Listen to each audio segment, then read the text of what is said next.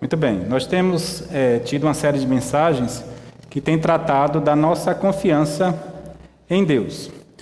E eu queria fazer uma pergunta para os irmãos. Em quem vocês confiam?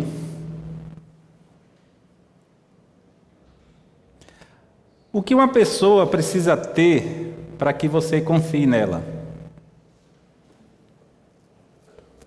Talvez alguns dirão, é preciso tempo para se ter confiança, é preciso ter convivência. Alguns diriam que é preciso comer 1 quilo de sal, não é isso? É o ditado, 1 quilo de sal juntos, para que então possa se ter confiança. Eu lembrei de um fato agora, na verdade há pouco, quando eu conheci o Robson, não o conhecia muito bem, e eu fiz uma viagem de Recife para cá com ele no carro, e ele me perguntando, e aí Rogério, como é que está a sua vida? O que é que você faz e tal? E aí eu olhando, eu dirigindo e só pensando, nem conheço o cabra está querendo saber da minha vida, o que é que eu faço, o que é que eu fiz, né? E eu, não, está tudo bem e tal. Então fui muito vago nas minhas respostas. Por quê? Porque eu ainda não confiava no Robson. Hoje ele já sabe muito mais da minha vida, porque eu confio nele pela convivência e pelo tempo que a gente já tem de amizade. Então, confiança é assim, é algo que a gente vai adquirindo, ou como diria o Zambelli, adquirindo com o tempo. Mas, quando a gente pensa em Deus, nós precisamos entender que Deus já se apresentou para nós há muito tempo. Há muito tempo. E no capítulo 40 de Isaías, nós vemos um texto repleto de perguntas retóricas, as perguntas que nelas mesmas já têm a sua resposta. E o estilo do profeta Isaías é um estilo meio poético, mas ele declara, a partir do versículo 12 do capítulo 40 de Isaías, a majestade de Deus.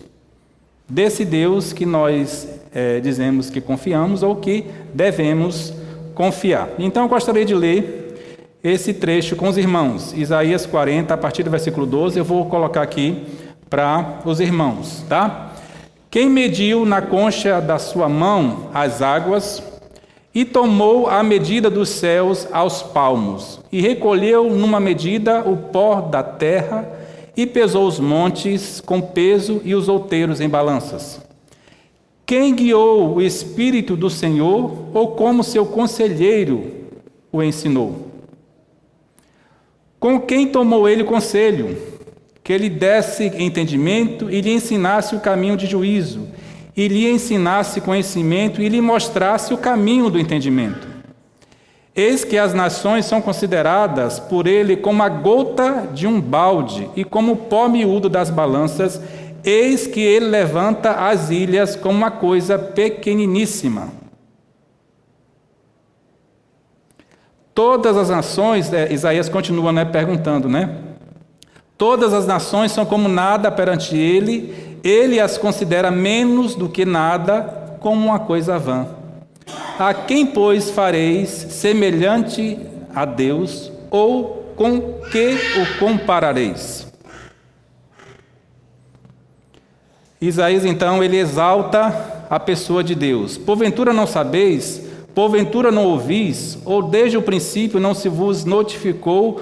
Ou não atentastes para os fundamentos da terra? Ele é o que está assentado sobre o círculo da terra, cujos moradores são para ele como gafanhotos. É ele o que estende os céus como cortina e os desenrola como tenda para neles habitar.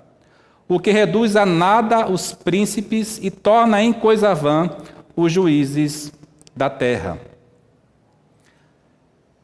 E Isaías continua perguntando, a quem, pois, me fareis semelhante para que eu lhes seja igual, diz o santo. Levantai ao alto os vossos olhos e vede quem criou estas coisas. Foi aquele que faz sair o exército delas segundo o seu número. Ele as chama todas pelo seu nome, por causa da grandeza das suas forças, e porquanto é forte em poder, e nenhuma delas faltará. Não sabeis Não ouviste que o eterno Deus, o Senhor, o Criador dos fins da terra, nem se cansa, nem se fatiga? É inescrutável o seu entendimento. Dá força ao cansado e multiplica as forças ao que não tem nenhum vigor. Os jovens se cansarão e se fatigarão, e os moços certamente cairão.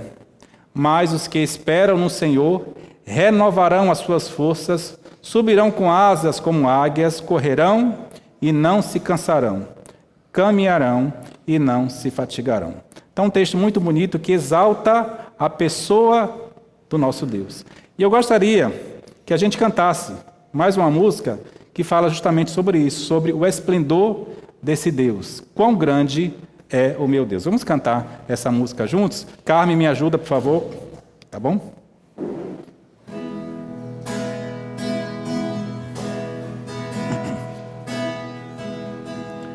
Com esplendor de um rei,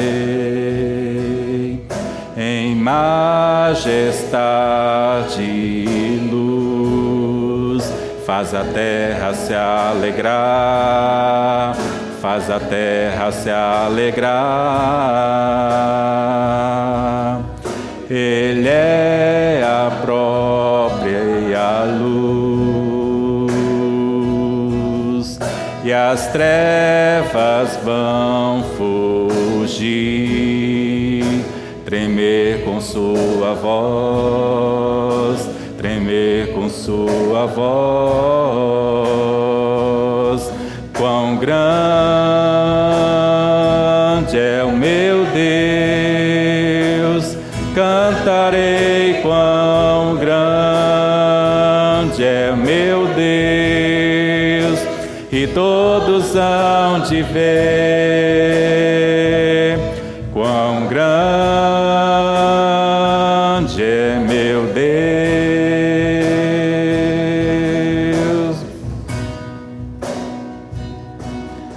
Por gerações Ele é,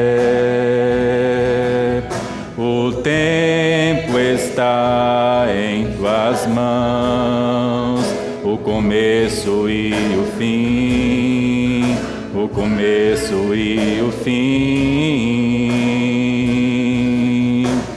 Três se formam em um: Filho, Espírito e Pai, Cordeiro e Leão, Cordeiro e Leão. Quão grande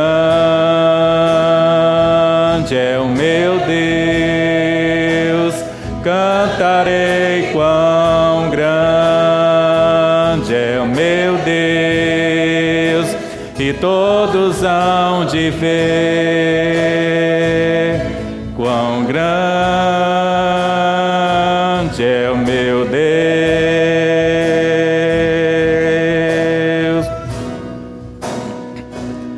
Sobre todo nome é o seu,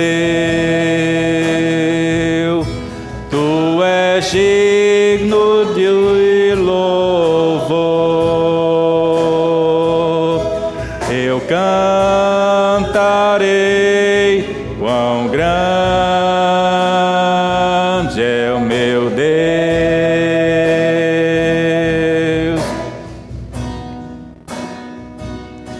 quão grande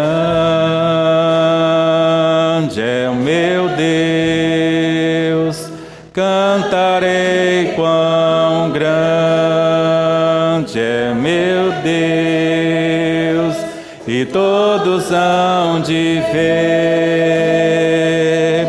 quão grande é o meu Deus.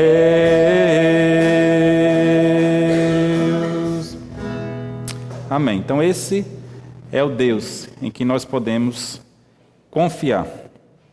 O Deus em que podemos confiar. A existência de Deus é um desafio para a mente humana.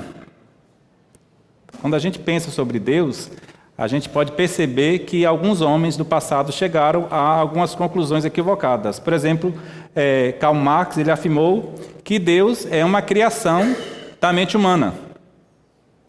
E aí a gente vai para o desafio, né? Se Deus fosse uma criação da mente humana, qual seria o tamanho de Deus? Seria menor do que o homem, porque uma criatura não pode ser maior do que o seu Criador. Quando o racionalismo chegou na Europa, e aí tem a questão do iluminismo, muitas pessoas passaram a acreditar de que só aquilo que a razão pudesse explicar, seria verdadeiro.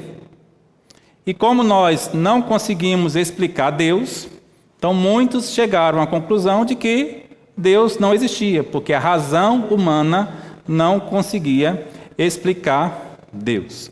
No século XIX, alguns filósofos declararam que Deus está morto.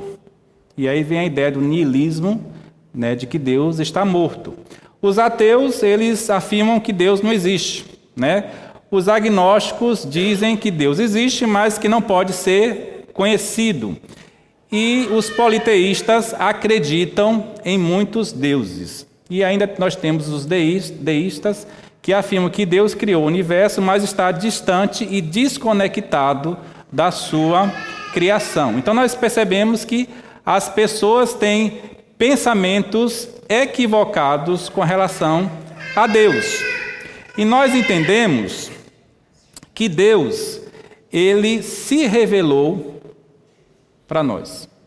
Nós não conseguiríamos entender Deus se não fosse a revelação de Deus para nós. João Calvino, lá nas Institutas dele, ele já declara isso, que Deus ele se revelou para nós. E a maior revelação que nós temos de Deus é Jesus Cristo, o Filho de Deus. Então, esse texto que nós lemos de Isaías, ele descreve essa criação, essa grandeza de Deus em relação à sua criação. Quando ele fala quem mediu as águas, quem recolheu o pó, ele também exalta a criação, né, feita por Deus, que levantou ao alto os olhos, quem criou estas coisas. Então, a gente vê claramente Isaías, ele adorando e colocando Deus como rei de todas as coisas. Quando a gente pensa em Deus, nós podemos pensar em alguns dos seus atributos. Alguns aparecem aí, né? Onipotente, onipresente. Deus é um Deus fiel. Deus é um Deus misericordioso. É um Deus santo. É um Deus verdadeiro, eterno, ou seja, não tem início, não vai ter fim. Justo, incomparável, reto, bondoso, infinito. Então são alguns dos atributos de Deus, e esses atributos, eles não se contradizem. Eles não se contradizem. O homem, ele se contradiz nos seus atributos, porque às vezes o homem não consegue ser justo e amoroso ao mesmo tempo.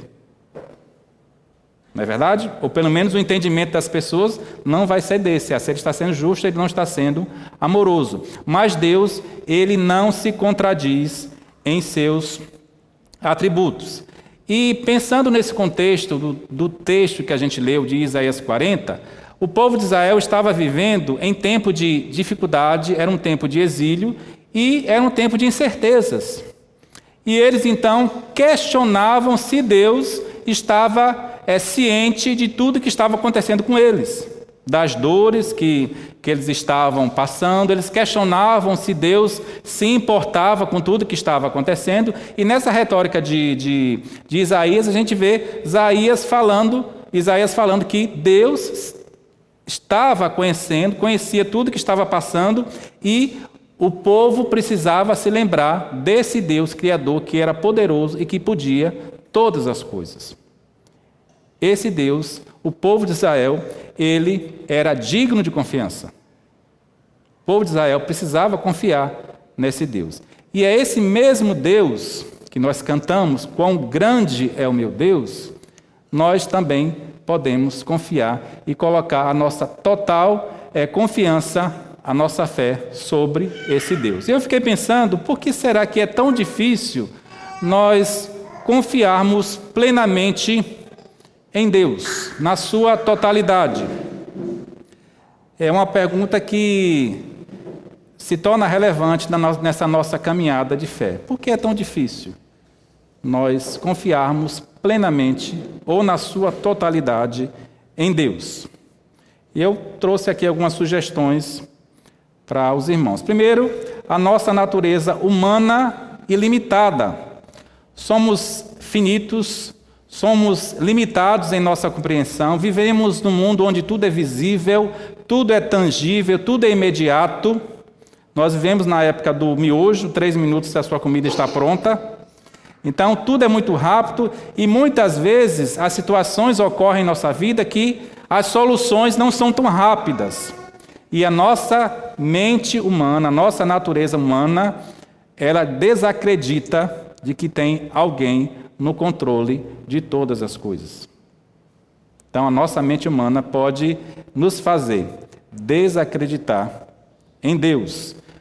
Paulo já fala isso, né, em 2 Coríntios capítulo 5, versículo 7, pois vivemos por fé e não pelo que vemos. Ou devemos viver por fé e não viver pelo o que nós vemos. Então, isso se torna uma dificuldade. Em segundo lugar, existe o orgulho humano e o desejo do controle. Então, desde o início, desde Adão, desde o pecado, o pecado, na verdade, plantou em nós um desejo pela independência.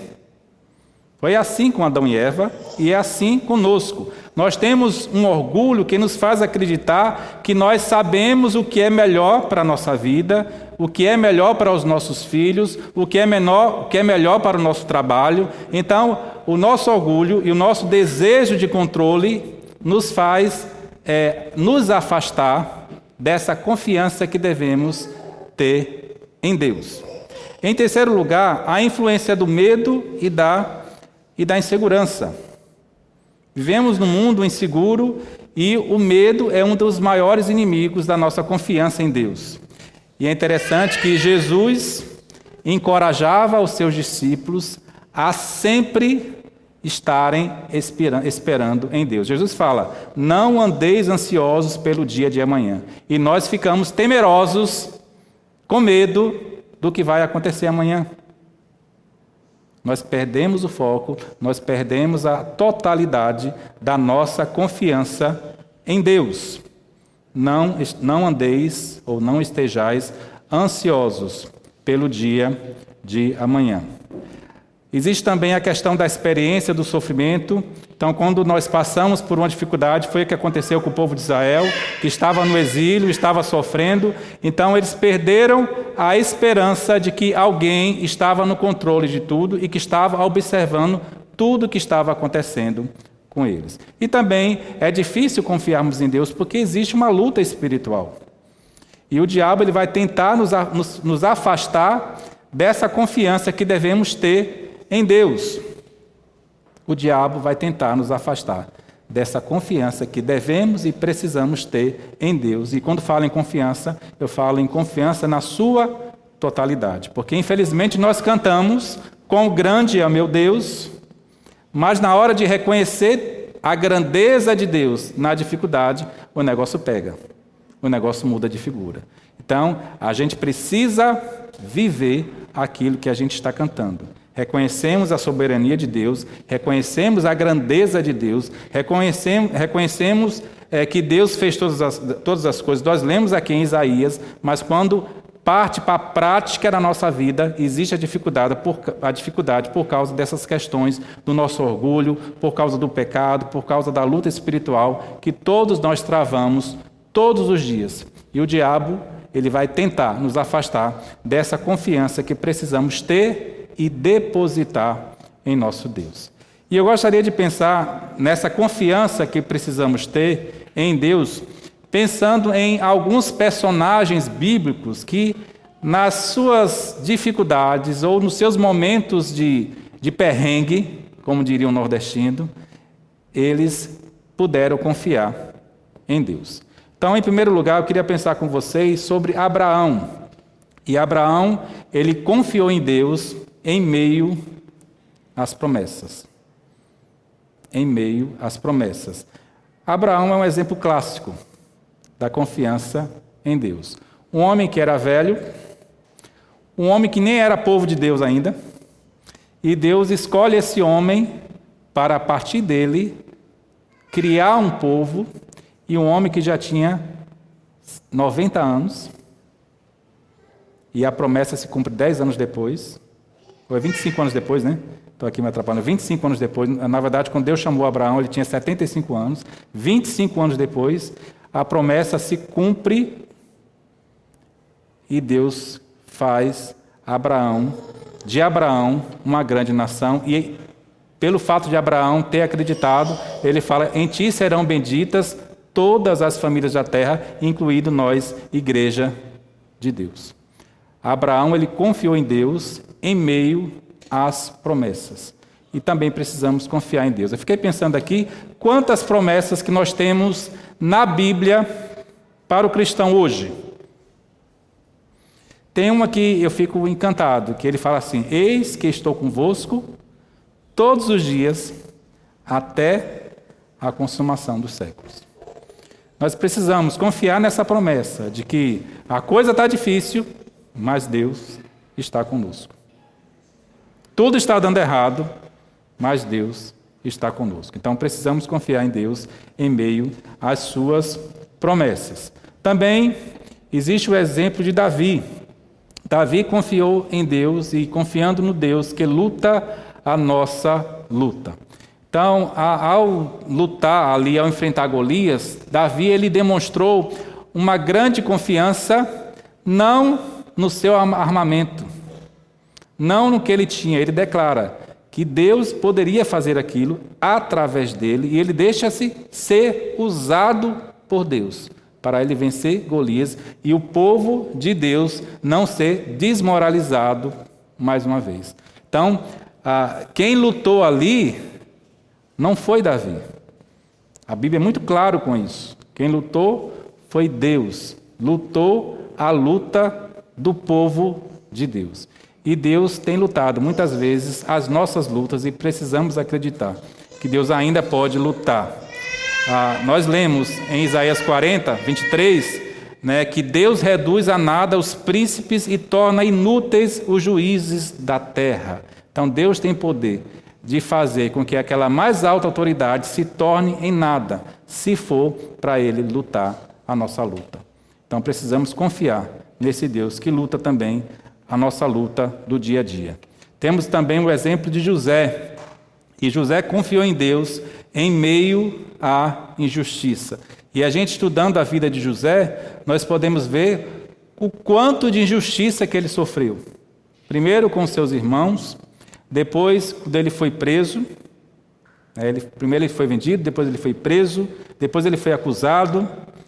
E mesmo assim, ele confiou que Deus tinha um propósito para cada situação que ele tinha e que ele estava passando.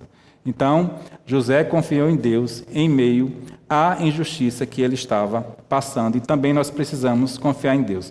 Irmãos, nem sempre nós vamos passar o mar de calmaria.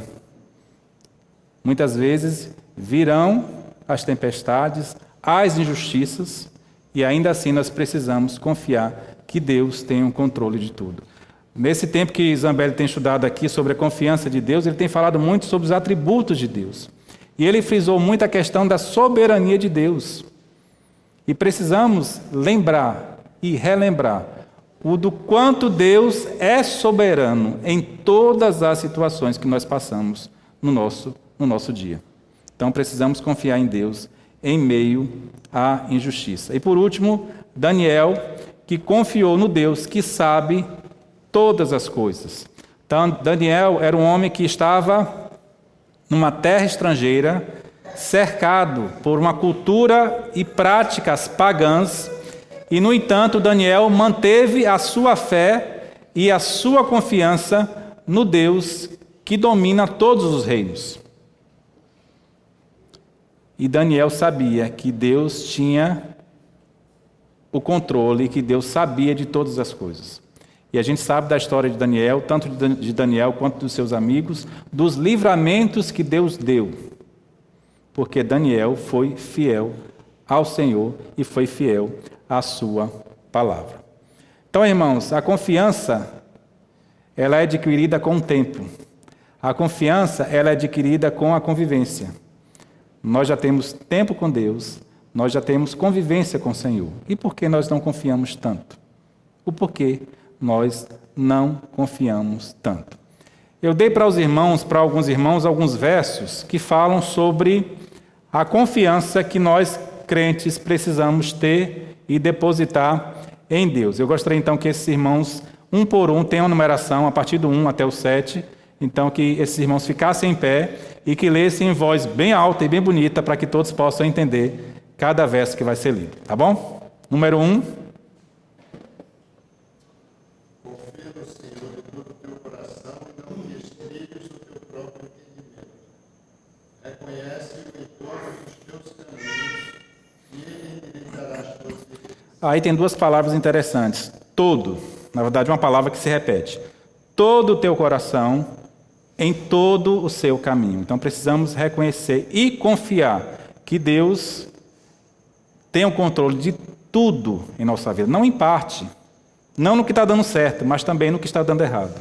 Deus tem o controle. Nós precisamos confiar de todo o nosso coração e reconhecer que Ele conhece todo o nosso caminho.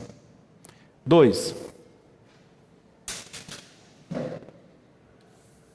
Bendito o varão que confia no Senhor, e cuja esperança é o Senhor, porque ele será como árvore plantada junto às águas, que estende as suas raízes para o ribeiro, e não receia quando vem o calor, mas a sua folha fica verde, e no ano de sequidão não se afadiga nem deixa de dar frutos. Jeremias 17:7-8. Muito bem. O homem que confia no Senhor é como uma árvore plantada, junto, como diz o Salmo, né? Junto a ribeiro de águas, que é o local mais propício para se ter uma raiz fortalecida. Então, quando a gente está confiando em Deus, a nossa fé, a nossa vida é fortalecida. Então, nós precisamos confiar no Senhor. Versículo 3. Quem tem um 3? Confia ao Senhor as tuas obras e teus pensamentos serão estabelecidos. Provérbios 16:3. Então, precisamos confiar no Senhor as nossas obras, os nossos pensamentos, sabendo que Deus vai nos abençoar. 4. Faz-me ouvir a tua benignidade pela manhã, pois em ti confio. Faz-me saber o caminho que devo seguir, porque a ti levanto a minha alma. Salmo 143. Então, precisamos confiar no Senhor, porque a ti levanto a minha alma. Então, o salmista declara que ele confia plenamente no Senhor. 5. Aquele que habita no subúrbio do Altíssimo, a sombra da minha frente descansará. Direi do Senhor, Ele é o meu Deus, o meu refúgio, a minha fortaleza, e nele confiarei. Salmo 91, verso 1 e 2. Então, é muito interessante que a Bíblia declara, quando nós confiamos no Senhor, nós encontramos descanso. Nós encontramos paz. E parece que nós temos uma tendência de se cansar e de viver um mundo de guerra na nossa cabeça. Porque a gente se preocupa muito com o amanhã, se preocupa muito com o que vai fazer, com o que vai ter, o que não tem. Então, quando a gente confia no Senhor, vivemos uma vida de paz, uma vida de tranquilidade. A gente precisa realmente confiar em Deus. Próximo. Entrega o teu caminho ao Senhor, confia nele, e ele tudo fará. E ele fará sobressair a tua justiça como a luz, e o teu juízo como o meio-dia. Salmo 37, 5. Muito bem, entrega teu caminho ao Senhor, confia nele e o mais ele fará. A gente lê esse verso para o descrente. A gente precisa praticar esse verso enquanto crente, de entregar ao Senhor, né, o nosso caminho. Mais um, o último. Tu, Senhor, guardarás em perfeita paz aquele cujo propósito está firme, porque em ti confia. Isaías 26:3. Então, foi o que nós falamos, Deus vai preservar a nossa paz quando nós confiamos no Senhor. Eu queria encerrar esse tempo com vocês, e nós precisamos confiar em Deus, confiar em Cristo, mesmo quando parece que não tem ninguém por trás. Mas Ele está. Ele está, Ele cuida de nós, Ele, como a gente já cantou aqui, Ele supre tudo que a gente precisa, Ele nos protege, Ele nos sustenta, e precisamos confiar nessa verdade, nesse Deus que Isaías descreveu lindamente. de um Deus que fez tudo, que pode tudo e que ainda se importa conosco e cuida da nossa vida. Então precisamos confiar na sua totalidade nesse Deus, mesmo quando não parece que Ele está ali, mas Ele está. Amém? Que Deus nos abençoe